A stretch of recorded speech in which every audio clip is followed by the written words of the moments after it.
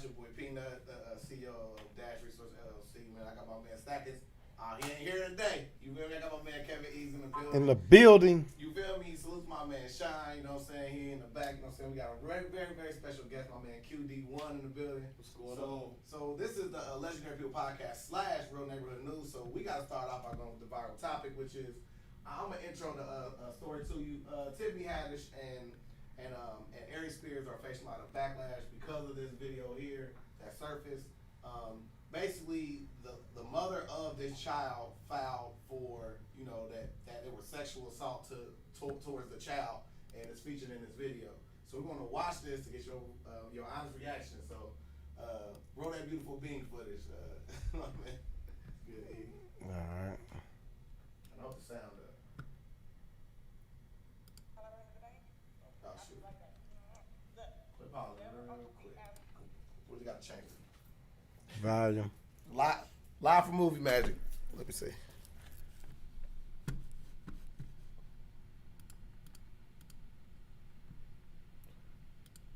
it goes. Should be straight now. All right. I'm pausing. You do, okay? Be good. All right, thank you so much. If you need anything, just call me, okay? See you. All right now.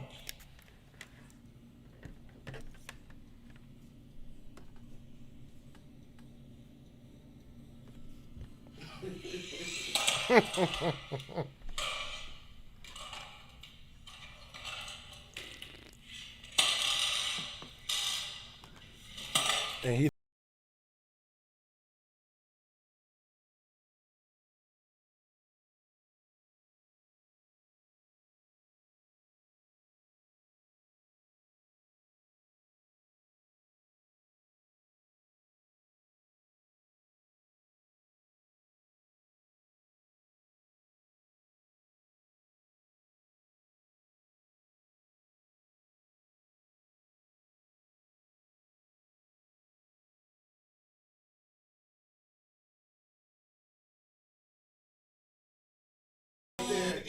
We might not go too far going in there. It gets even more graphic than that. Like the boy literally laying on his back with his legs open. It's very, very disturbing, especially as a parent. But what is your reaction to this comedy sketch? I mean, that's crazy.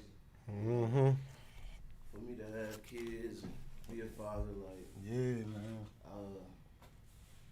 I would smoke him, to be honest. Lay it down. I mean, I have to go do my time or whatever. Like, I ain't about to let you touch my son, my daughter, none of that. You breathe on them too hard. Right. You know, you gonna have to pay. So, like later on in this video, in the same video that we're watching right here, the kid is inside the bathtub. Aries Spears like walks over, rubs his arm, and jumps in the bathtub with him. And I'm just like, bro, to me it went too far. Like, it's not even funny. Like, Yeah. Of course, like when you first like, oh, okay, it's funny at first, and then you start seeing like the way the cameras is working and all that. Like, come on, man, like that's wild. Like, that's wild. Ease, man, what you think about that? I was the same like you said. He would have to go. But what can you do in that situation when the parent, the mother, let that guy watch your child? Right. Even though you might be at work or just not around at that time. No. I'm speaking on this happening in real life. I'm saying you are the parent of the child that's acting in this movie, because that's who's suing them. Tiffany and them. I wonder how they getting sued. Yeah, because I mean, you can't even play like you doing this. It's still sexual assault. So imagine you had a uncle that put a camera in a corner, Yeah. and then did that to you, and it said, "Oh no, it was a joke." Right? I blame the parent. I blame the mother for leaving him there with the man. Right. Sean, what you think? That's crazy. Shoot, I feel like they had to go to the extremes just to get the point across so that people are aware. That's probably what it was going for. That's what it was for. That's if that stuff is really happening, I feel like, yeah, they probably was trying to get the point across. And it just took all that. Yeah. And like, so for instance, like the message could be ruined by the messenger, right? And like the way that it happened is taken out of context, because people that see just that part right there are disgusting. You don't want to see the rest. Right. See, now give what it's about, because at the end of this whole skit, they say, be careful who you watch your kid. Like, you know not like they give you that warning before they start this. So Yeah, like and the I shock ain't value don't even, work. I didn't see the rest of it, so Yeah, because nobody I gonna probably watch the would've rest been- of it. I mean, he's gonna he play the mic a little bit more of this, and let's see how long you can bear watching it. All right. Like, you got what's up? There we go. Oh, it's upsetting, man. I'm hitting it. Because they probably on the wrong screen. I'm on it. You gotta move all the way up to I think you gotta go to that screen. yeah. You gotta go to that screen, that big screen. There you go. There you go. And he looking through the newspaper. He looking through the newspaper at him.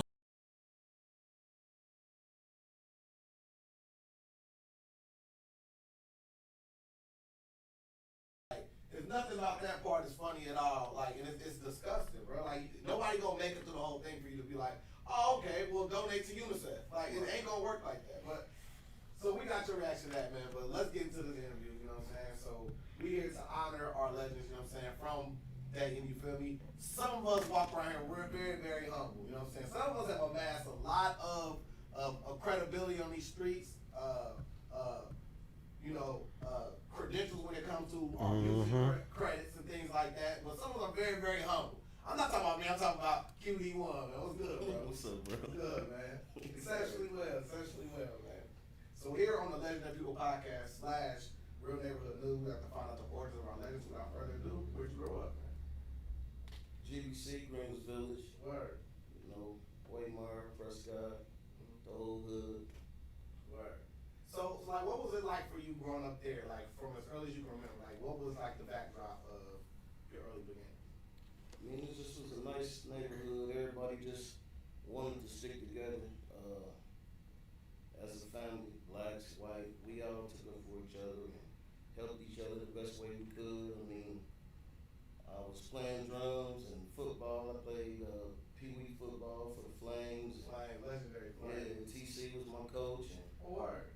just growing up, man, it was just a lot of fun. Whatever you needed, you know, everybody just trying to help be the best they can be to make you follow your dreams. They gave me drum sets, and guitar amps, and let me learn how to cut hair on people. I did, you know, just all type of crazy stuff, man. But I love my hood. Word. So like, what elementary school did you go to? Hickorydale, Residence Hickorydale. Park, Lowe's. Mm-hmm. I went to Yeah. a few of them. I was kind of like almost bad sometimes. What you mean by that, kind of? Just want to joke, think everything funny until life start getting serious. Like all of us, you know. For sure. So like, who were some of your day one friends? Oh man, I had a lot of friends, man, because I'm kind of like, you know, a good person. So I had Jermaine Lewis, Hazy, Jermaine. Red, Shelby, Twan, man, a lot of people. One of my best friends, JP, and DJ Swift, and DJ Swift. I mean, I got a lot of best friends. You know what, man? I mean, like, that's good positive energy when, like, you got lifelong friends like that. If you meet somebody, they like, nah, I don't mess with none of them from that block. Like, what? Come on, there's some character flaws there, but you know what I'm saying, for that not to be that.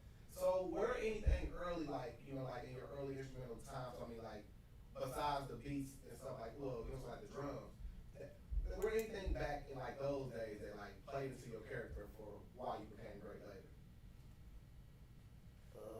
I mean, I just wanted to do it, man. It just was fascinating to be able to play the drum set and be in drill team. I was in the newspaper at like 5, you know, with the old Nickerton Brazers drill team. It was at Prescott, you know. So I just wanted to be a person of name get mentioned when you bring up drummers or just music period, you know. Right. So, I mean, you know what I'm saying? Like, Dave has a real strong culture of drill team. Like, I don't know about other places, but, like, we put on, right? So, can you kind of tell people that's, like, not from here, who maybe watching from YouTube because they just love to laugh at SMED's face, what would you say to them about the culture when it comes to, like, drill team here in Dayton? I mean, it ain't like it was, but I still don't leave to go out, you hear the drums, all that's still fascinating. Yeah, Because, and you hear them from boxing. yeah, it just made me go back like, man, I remember when I was meetings and I would, do like, we would march through the neighborhood and, you had girls liking you and, bro, can you teach me how to play drums? I don't want to be in the park because it comes with a lot of, it just comes with a lot. It gives like attention, and it was a masculine thing to do. Like, I was sitting back and be jealous, like, man, I wish I could learn how to play those drums. I'm dead serious, brother. Watch that. I used to watch them walking, like, bro. Then I'm like, bro, they are right with the girls, bro. Like they with the girls the whole time. Like, it was like, man, I ain't had no rhythm, man. But it was all good. So, in your household, you had your mom, your dad, any siblings? I mean, period. Like growing up, like, like elementary age. Well, man, I had my mom and my grandfather and my grandmother. My mom had 8 boys and, just had a lot of tragedy for real in her life, man. So, What do you mean by that? just normal stuff that black people would have gotten into, like just drugs and years and stuff like that. But she still was a wonderful mother, no matter what she was facing. She always had our back. So, R.P. to mama. R.P. mama, man. Yeah, So, Devon Daniels. sure. So, was there any stories like about your dad or anything like that? That you know what I'm saying? Where like they kind of said like, man, he acts just like your dad, or was there any instance like that? A little bit. He supposed to play bass. His name was Daryl Scott. He just passed too here recently. He was supposed to play bass, so my mom said that, well, he used to play, but I kind of like just really gained it on my own, learning from all the greats, man. Marshall Jones, Ohio players, my Uncle Stick. Wow. Played with the Deal. The Deal. I learned a lot from him as far as guitar chords and stuff like that, but I was already playing, but to get to where I was, I always had help just watching them, like, oh, you playing that? I'm still that, but I'm gonna put it my way. Yeah, you gonna love it the way I'm gonna play it. Like that's just how I was trying to learn, man, and grow up. Like, So, like, what other music were you into, or were you exposed to at that time? You know what I'm saying? Like what did mom play when she was cleaning up? Like, who was some of the instrumental people in that? I mean, it was all over the place. We really a church family. My brothers and them, they got a gospel group. They the Daniel Brothers, and I still play with them. But I really started it, lead singing and winning competitions. We was always first place and stuff like that. So it was a lot of gospel getting played, on the records and R&B, Luther Vandross, Stevie Wonder, the Deal, Ohio players, the Blue Notes. I mean, I can just keep going, like country music, just everything, man. So, I had to just learn a little bit of everything because I just love music.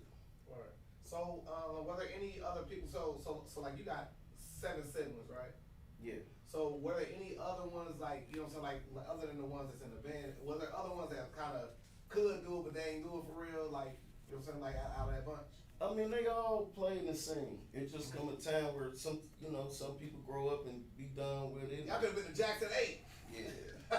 We definitely had a chance. Yeah. For sure. Real. All right, for sure. So, like, what middle school did you go to? I went to Fairview. Fairview, the View, Yeah, the View.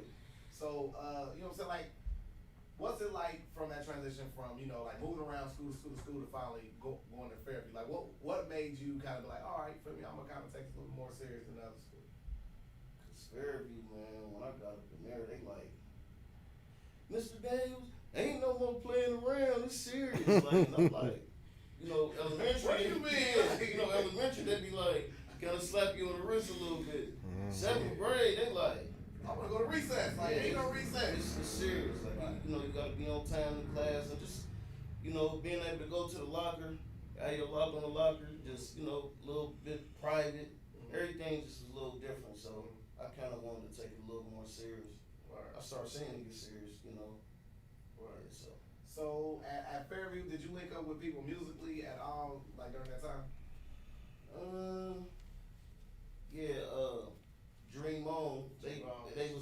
Dream Home. He was Kirk like and them.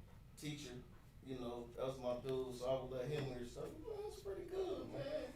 Let me hear what you do next. Like, Okay. so that's always been my dude. I still got love for him, period. Like, that's my dude. So I mean, so like, when did you find out about him being like legendary, like from when it comes to music?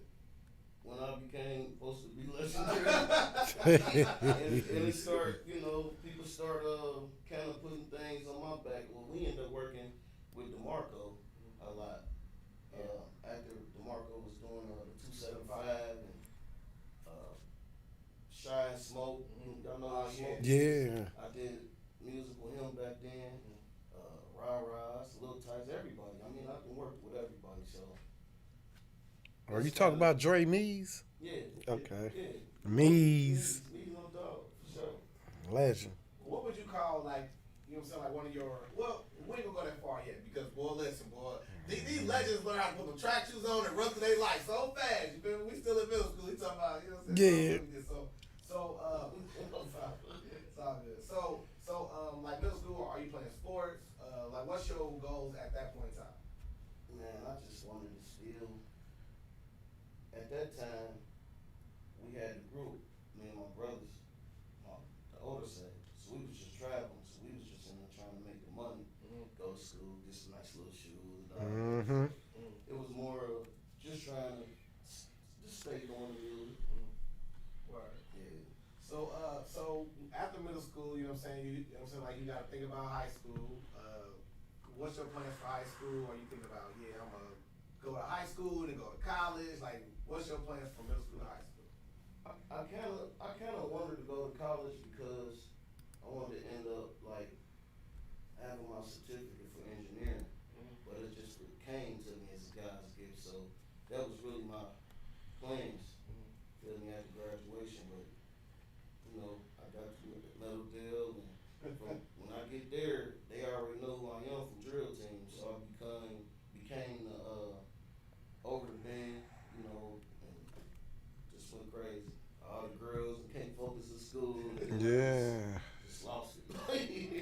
So let me tag in the story right now is where you know I finally meet you. You know what I'm saying? So like during the time, you know what I'm saying, it was me, Dane the Great, Clay, Rayshawn Reese. So our lunch was crazy when it came to just freestyle time, right? So but like you had people that was music people that would just come around just listen.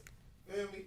Bro was always cool, but I ain't know he did I never knew. You feel me? So it was always like he was always cool. He was funny. You feel me? You know what I'm saying? And he got to the females. You feel me? Like so.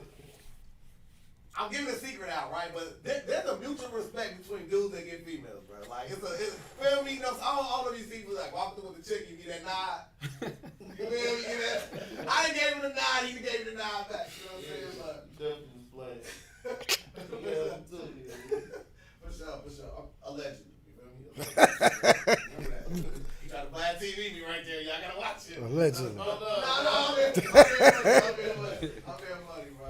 So like, who was like the person that kind of pushed you? Like, you know what? Let's take it for real when it comes to music. Man, to be honest, I can't really say. Man, I done had so many influences that was just down with me, like my uncle Tyrone Jones, they call him Ronnie. Yeah. Stayed down with That's me. my stepbrother. Yeah. That's my stepbrother, Ronnie Jones. Yeah, he stayed down. Rah-Rahs. He was over the Rah-Rahs. Oh yeah.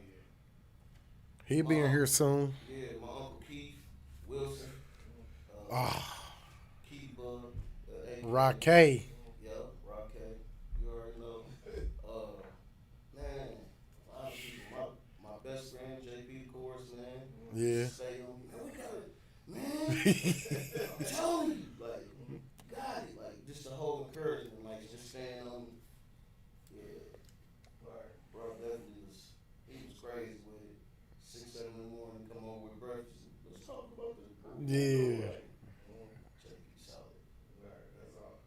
So Ease, what was your legendary link up with bro? He was hooking with my guy Dre. Remember Dre, the Q&A they put together. First group, I always been a rapper, but first guys I hooked with, and we did some R&B tracks.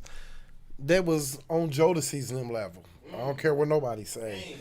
Like first guys who got me to writing R&B shit was Q and them. Legendary. Well,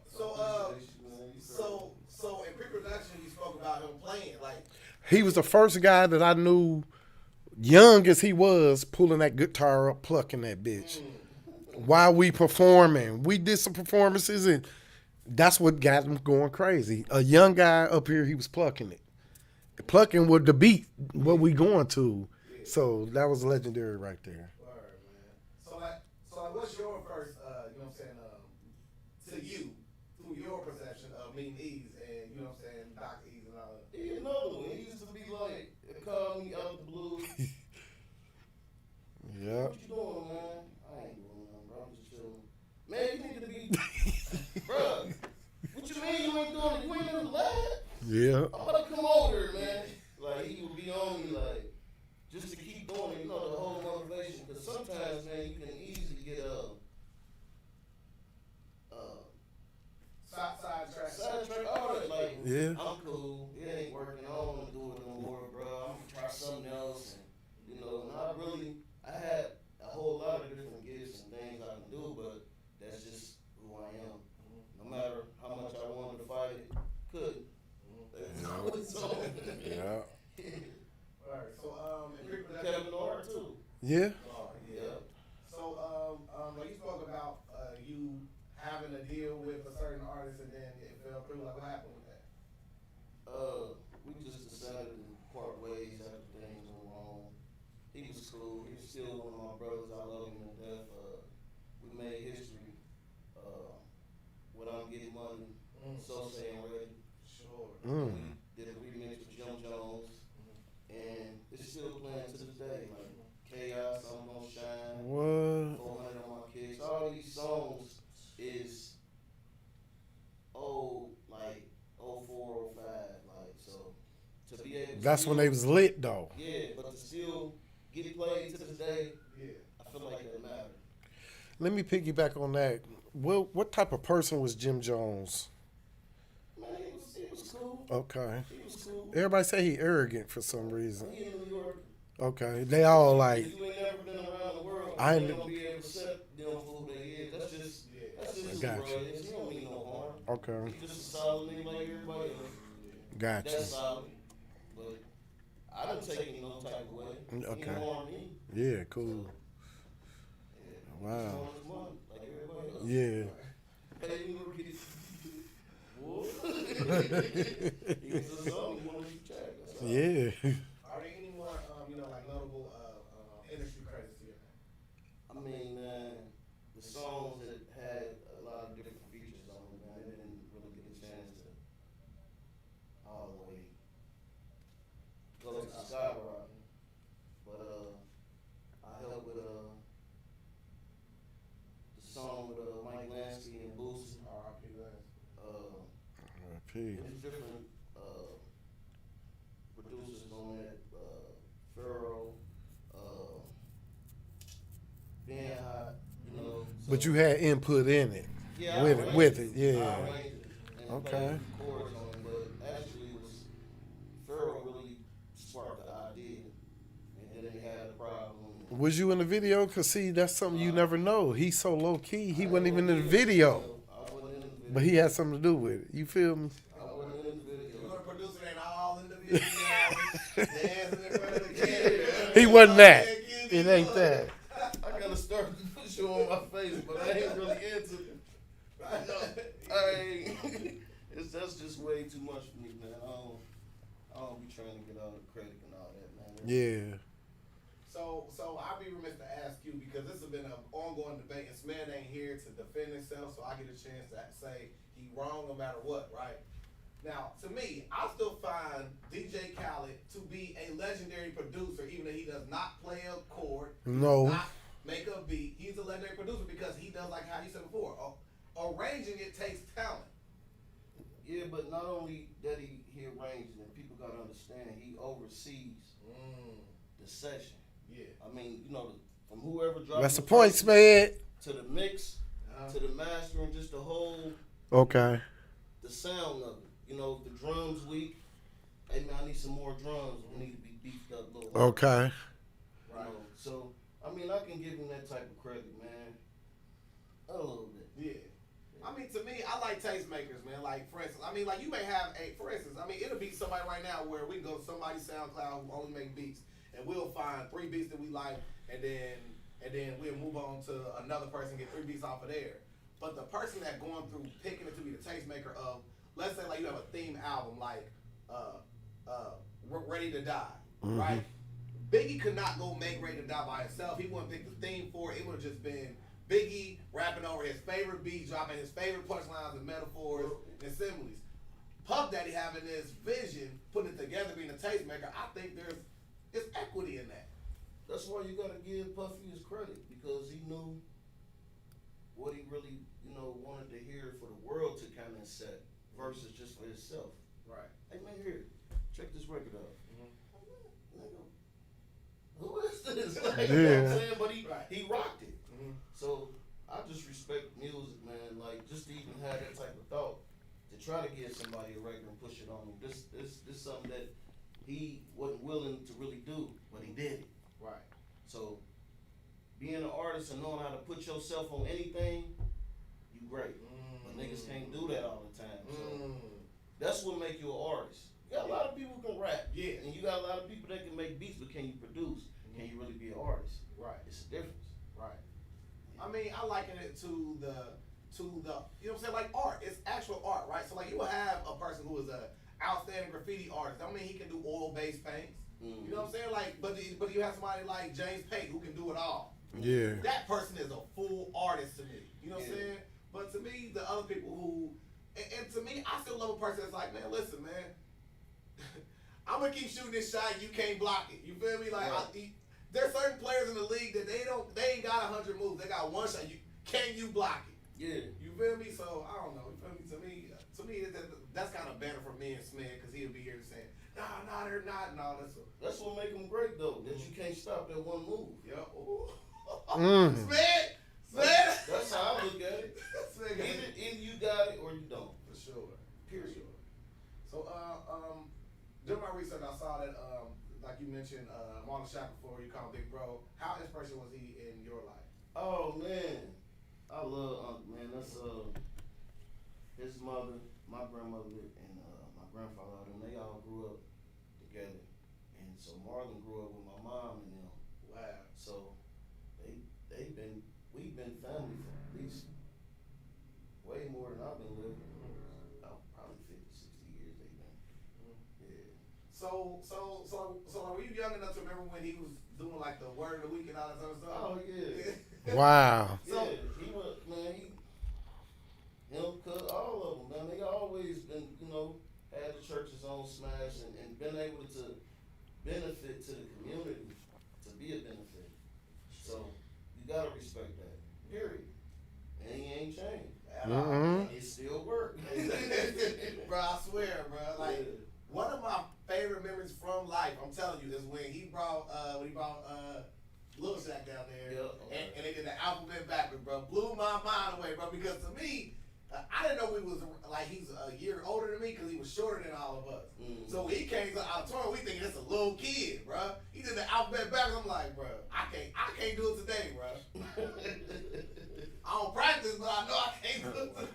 Hey, I'm gonna mess you up one day. But one day I'm gonna practice it. I'm gonna do it one day live.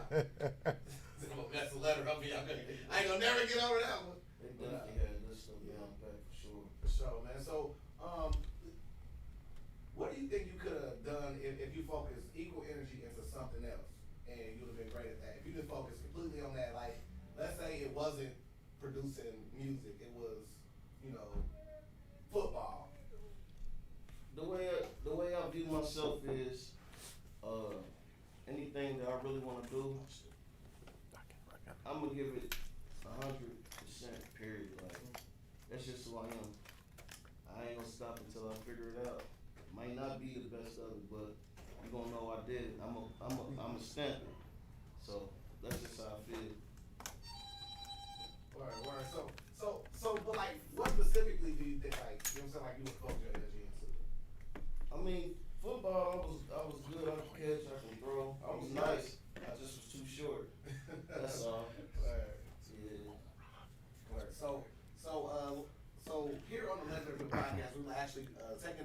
vision for a legendary time machine, bro. Like one day we're gonna have a time machine for our guests to come in, go inside that time machine and go back at one part of their life and whisper something in their ear.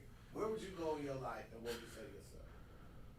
I don't know, man. That's crazy. I don't know.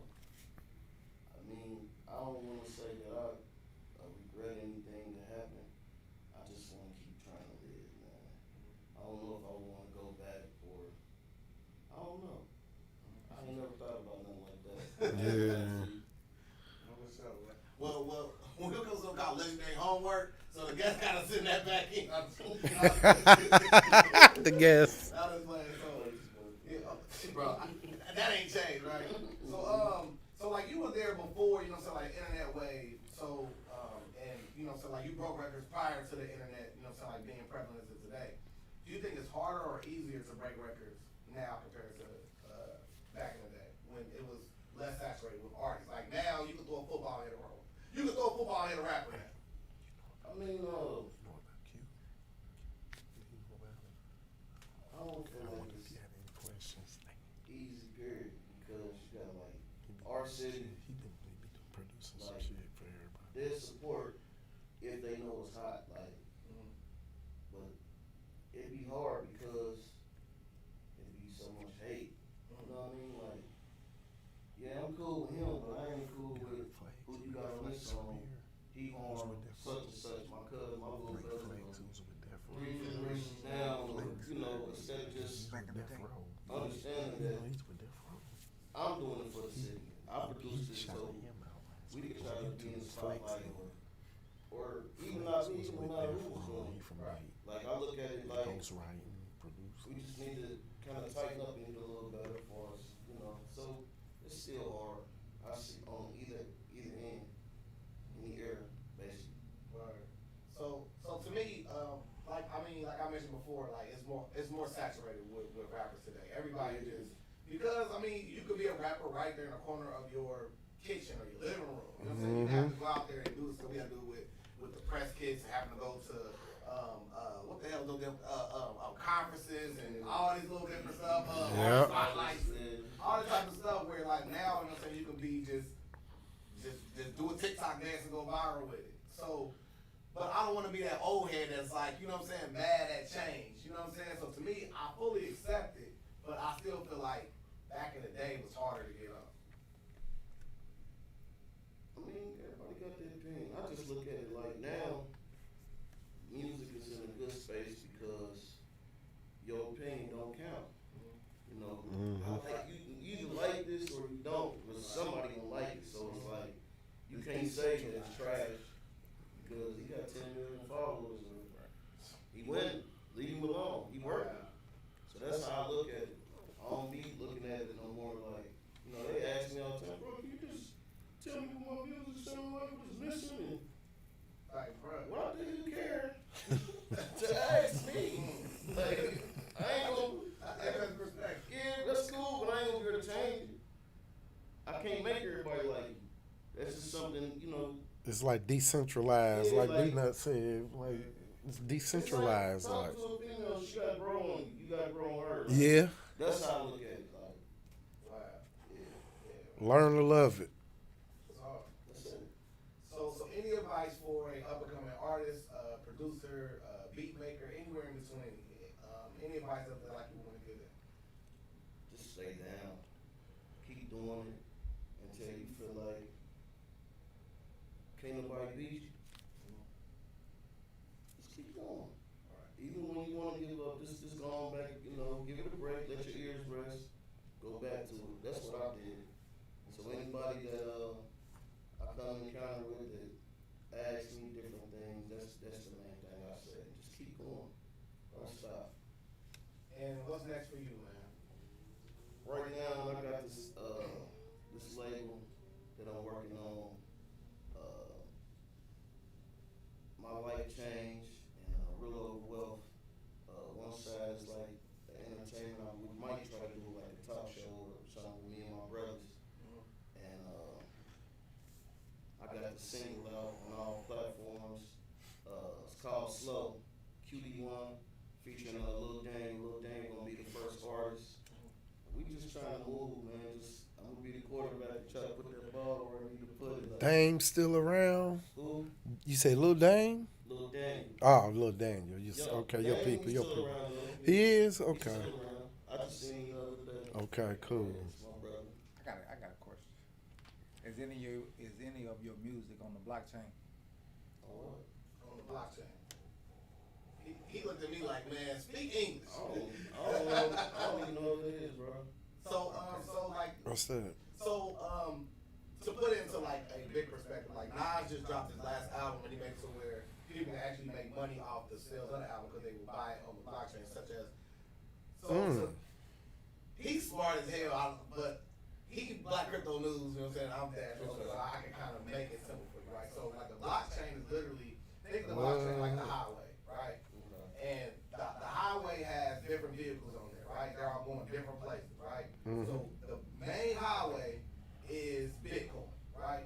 Every small little drop off is a altcoin. So it's a Dogecoin, Ethereum, the smaller highways, right? When you get off on these places, they got toll booths. That is how you do. That is when you do mining fees. Simpler than that, it's the next level of the internet. Yeah, I like to put Metaverse? But Yeah, all of basically, right? all of So that. let's say you are a truck on this highway, right? So he's saying you're putting your music on that blockchain. That way people can purchase it through the blockchain and it'll actually be able to be spent. It's like they purchasing it directly from you. You heard of NFTs, right? Have you ever heard of an NFT? So basically, your music would be an NFT. Yeah. Wow. Nah, I found you with something. Yeah. He's Y'all like, gonna have to turn me yeah, on. what's up? That's what, hey, that's what they there for. That's- I ain't know. that's- Sundays at 8 p.m. Sundays at 8, tune in. You might hear it, right? Yeah. But thank you, Beanut. You know what I'm saying? But here on the Legendary People podcast, there's this thing called the butterfly effect. It's something you said in the course of the interview or something I found in the course of my research that I found truly profound and amazing, bro. Like, just going back to how I met you, bro, you always been like the humblest dude ever. And even when, you know, we in a space where people would just, I'll see somebody like steal $5 from somebody and brag about it. You know what I mean? But for you to have so many different accolades, so many different credits under your belt. I mean, everybody in the city can say, "Hey, who done work with you?" And everybody of prominence is gonna raise their hand. And then for you to walk in here and say, "Man, I really ain't legendary like that." I'm like, man, bro, like what you've done is legendary. Because, for instance, bro, I appreciate that. you know what I'm saying? Like, no artist has ever got their credibility in the age that they were in. Like, people dying and they respect them. I mean, I see my bro, Pat Stay died, and a week ago they were saying he's washed up, and then now he's one of the legends of battle rap. You know what I mean? So it's like, people aren't respected, like, truly in their era. And I feel, you know what I'm saying? You know, we got the Hayden Dayton moniker, but you don't wear that. You know what I'm saying? Like, you walk around here proud. You know what I'm saying? You rep Dayton to the fullest. And then you've shown that through your work. I mean, even when you got credits for mainstream artists, it's still a Dayton artist on there. You know what I'm saying? Which to me, it shows, you know what I'm saying, like you really do get the concept. And then the fact that now you are moving into that position of the overseer, I think you have the perfect vision to drive the very next artist that will be the breaking artist in Dayton, bro. So I want to commend you and say, bro, you are definitely a legend, bro. Thanks, man. I appreciate that. For sure. Ease, you want to add something? Oh, yeah, I got a question. Like, back in the day, losing people, like in your family, did it ever make you want to give up, or what kept you striving and going, doing what you're producing and ghostwriting, doing what you've been doing? What kept you, doing that? Just pushing, huh? And build my own legacy. Yeah. That's about it for real. I really just like just the music, just the feeling to be able to make a person cry or be happy or make you want to go get somebody, or it just depends on the concept of the song or how I'm feeling or how I'm trying to make them, the artist bring their vision to life. So I just love that part of it. Okay. You doing it for them? Are you doing it for them? Like, for those who gone, who know what you was doing, I mean, yeah, to a certain extent. Yeah. But it started with me. Okay. Just having a vision and wanting to play. Okay. So I still still do it for the family and everybody, man. Yeah. How old was you when you picked up that bass, though? Because you was like the youngest I seen performing doing it. How old were you?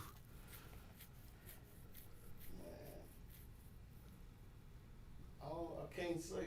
You You can't can't when you first seen me? Well, yeah, you was the first young guy I seen who would perform and pluck the bass at the same time. 14, 15. That's what I was wondering. You was about 14 when you... Yeah, but I've been messing with the bass, man, since I started with the drums. But I'm actually probably more of a better guitar player Guitar? than I am on the bass. That's what other people say. Me, I really don't care. You just play them. I'm just gonna put it together. How did you learn to play them? Man, You just... I just Did you pick them up or did somebody walk you through it? Like, I picked it up. I was already, messing with it, but I had an uncle that was married to my auntie, and he put it in my hand. Once he learned that I already know a few chords, but it was more like, oh, get off my guitar. Like, guitars cost. Like, yeah, they do. I can give him credit a little. Mm-hmm. I mean, that's just what it is. Yeah. Shout out to Curtis G. Curtis G. And then I heard you mention, like, the deal. Now, we did something with the deal back in the 90s. Okay. You remember Sticks? Yeah, The drummer. Yeah. Was he the drummer? Nah, Yeah. Stick the guitar player. Guitar player, Stick. Okay, 'cause that was one guy I was like, I wondered, did you meet him back then? Because me and Duro did. I've been knowing him since I was little. Like, he'd be playing, he'd come off the road. Peanut, these guys played for Babyface and them before they was Babyface and them. Yeah, they all. The deal. friends. That's their family, like. Yeah, like him, I grew up watching him play. He'd be playing, I'd be on the first, the front bench, like. Yeah. All right, like, I know what to do, like. What? Dang, you was paying He attention. was a very good inspiration, man, in my life, as far as playing and just everything, man. I love that guy. Yeah, he taught us some things. We went and visited him in Columbus. He was in Columbus for a while. Mm-hmm. And me and Daryl went up there. He taught us a lot. Met L.A. Reid before he's L.A. You know what I mean? And what bruh do, like he said, he told you, Nut, we out of town. We see L.A. He give Daryl his card because he remember him. Daryl give it to her, to his manager. Like, and he never calls him, never hook up nothing. I mean, that's how the music game go, man. Your phone could be dead, and you put it in somebody else they won't call. They want to be in control. Yeah, you right. And that's just a normal thing for people. Envy and hate. Mm-hmm. Can't they be mad because it ain't them? Mm-hmm. Just gotta go through the motions. Yeah, that's all I got. Man, I was just wondering. So, we're gonna let you lead off with some words of encouragement, man. Just keep living. Do the best you can, man. Take care of your family the best way you can. Just live. Be great. Be legendary. I want to read some of these comments. You got people locked in. You got Rob Hood. Rob Hood said, Big Q, what up? You got Jamike Berryhill. He said, my nigga Q. You got DJ Black Rob. He said, one of the greatest producers, musicians, and more in Dayton. You got DJ Skano. He said, what up, brothers? You the man. Yep, and of course me, I'm on the comments. Dwayne Chastain checking in. He said, that's my guy. So, man, you're a legend whether you believe it or not. That's why we got legendary in the comment section shouting him out. Right, that's legendary. And like I was telling Beanut, man, this a guy Flex from Dayton. He used to be with Death Row, y'all, 30 years ago. He on the interview last week talking about this man. And this is Flex used to be with Death Row, ghost writing and producing. Don't nobody know that, but, and he was on YouTube getting interviewed, and he's talking about Q and Oz. We had Oz on here too, Lorenzo. He's talking about Q and Oz. Like, and this is Flex used to be with Death Row. He mingled with Dre and all them, so he a legend whether you think it or not, man. So thank you for coming out, man. We had to get you up here. Yes, sir. Thank you guys for tuning in for the Legendary View Podcast / Real Neighborhood News. And I want to say what's up to our sponsor because I didn't get a chance to do that. You feel me? me. Shout out to Sheets for breakfast, Agnes All Natural Grill for lunch. If you're ever injured in an accident, contact attorney Michael Wright. What's it called? The shoparea.com is like baby Amazon, everything free from the store to your door in 4 business days. Camera Kings, Go For Your Mouth, T-Shirt King247.com, Dash Resource LLC, my business is your business, your business is my business. We got Black Crypto News in the building. My man Beanut. Sean Sean Fields. Fields. Sean Fields in the field, you know what I mean? And Peanut DJ Black Rob said when you getting legendary DJs, they need to be next. Listen, Black Rob. every day he want, he could come through here. Right. Bro. You heard that, Rob? I put him out Set the it seat up. for You heard that, Rob? Y'all next. Where the legendary DJs at? DJ Rip, Donovan Norvell, everybody, bring them out. Yeah, tell 'em Where y'all at? When y'all coming? Legendary People Podcast.